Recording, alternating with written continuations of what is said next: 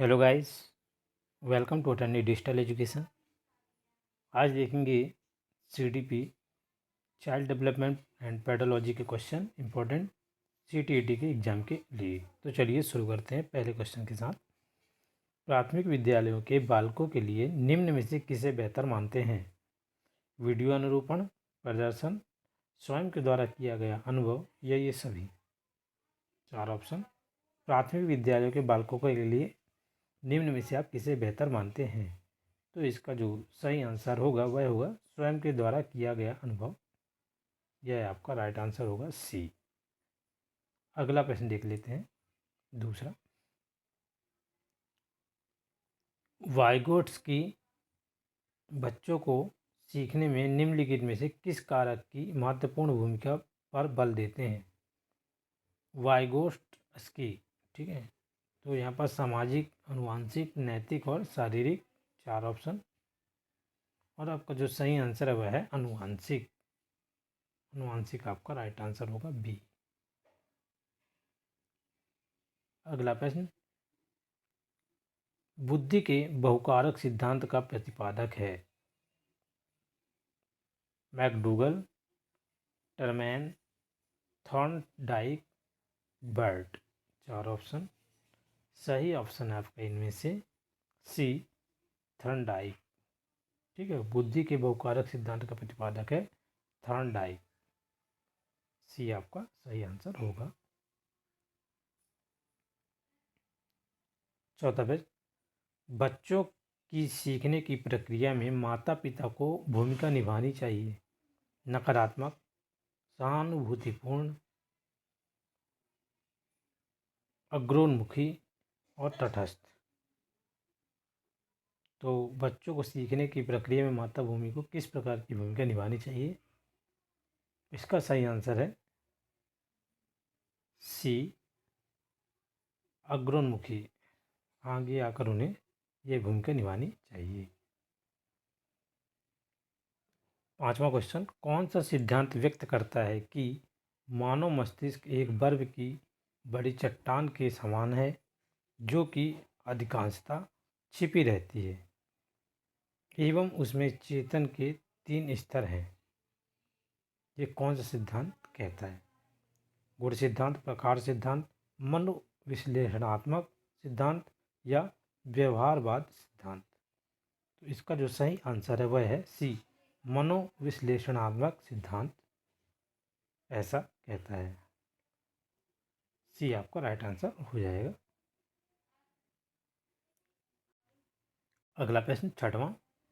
व्यक्तिगत शिक्षार्थी एक दूसरे से खालिस्तान में भिन्न होते हैं? विकास की दर, विकास क्रम, विकास की सामान्य क्षमता, वृद्धि एवं विकास के सिद्धांतों।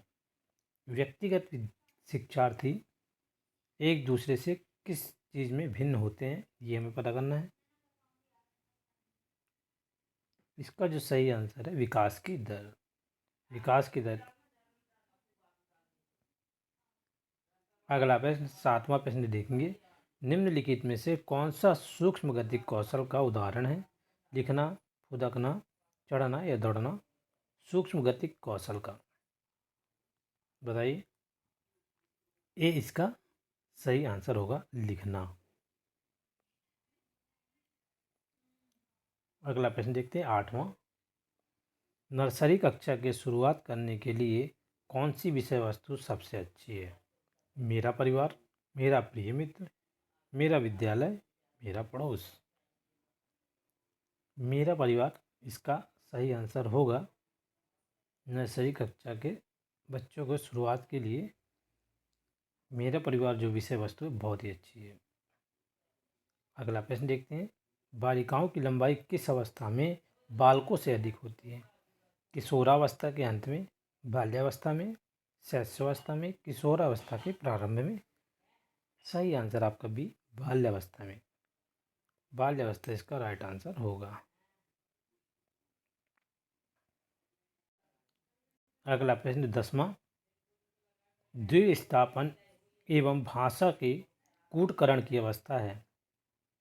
गर्भावस्था, बाल्यावस्था, किशोरावस्था या शैशवावस्था? प्रश्न देखिए, द्विस्थापन, द्विस्वप्न एवं भाषा के कूटकरण की अवस्था है। सही आंसर है आपका सी, किशोरा अवस्था। दिव्या स्वप्न एवं भाषा के कूटकरण की अवस्था किशोरावस्था है। विकास केवल एक ओर न होकर चारों ओर होता है, यह सिद्धांत बताता है। समान प्रतिमान, क्रमबद्धता, सामान्य से विशिष्ट और वर्तुलाकार। चार ऑप्शन। विकास केवल एक ओर न होकर चारों ओर होता है, यह सिद्धांत बताता है। इसका जो सही आंसर है वह है डी, वर्तुलाकार। डी इसका राइट आंसर होगा।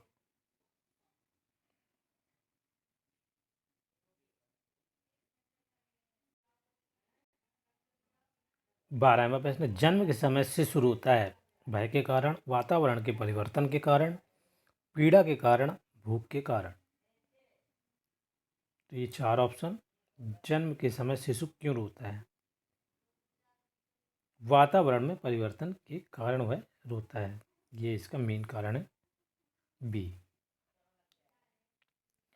बालक का विकास वंशानुक्रम व वातावरण का है।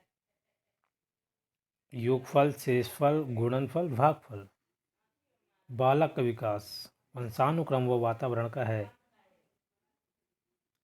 गुणनफल। गुणनफल यहाँ पे सही आंसर होगा। अगला प्रश्न, बालक के अस्थायी दांतों की संख्या है। तो संख्या दी हुई है आपको 25, 20, 15, 12। इसका जो सही आंसर है वह है, कैस करिए आप लोग। इसका जो राइट आंसर होगा वो 20 है। 20 इसका सही आंसर है।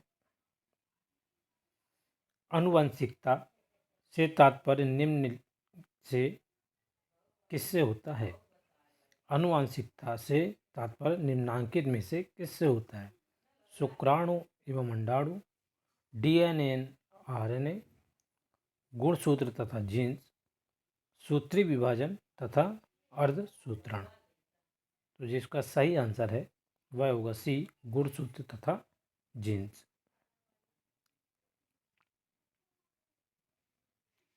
अगला प्रश्न देखेंगे, 16वां। क्रोध संवेग के कारण उत्पन्न प्रवृत्ति है। आत्मगौरव, अधिकार, युयुत्सा या दंड। इसका जो सही आंसर है, क्रोध संवेग के कारण उत्पन्न जो प्रवृत्ति है वह होती है युयुत्सा। सी इसका सही आंसर होगा। अगला प्रश्न, सामान्य आयु स्तर के बालक बालिकाओं का बौद्धिक स्तर भिन्न होता है, यह कथन किसका है? समान आयु स्तर के बालक बालिकाओं का बौद्धिक स्तर भिन्न होता है, यह कथन किसका है? हल, हरलॉक, स्टेनले हॉल या गैसेल। तो इसका जो सही आंसर है वह है बी, ये हरलॉक का कथन है।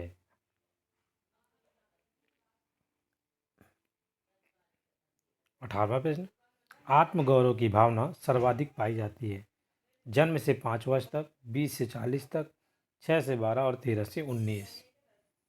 तो जो सही आंसर है, आत्मगौरव की भावना सर्वाधिक किन में पाई जाती है? वह है 13 से 19 तक के लोगों में। डी इसका राइट आंसर होगा। चरित्र निर्माण में निम्नांकित कारक सहायक नहीं है। चरित्र निर्माण में निम्नांकित कारक सहायक नहीं है, यहाँ पर पूछा गया है आदत, इच्छा, अनुकरण या निर्देश। तो इसका जो सही आंसर है वह डी है, निर्देश।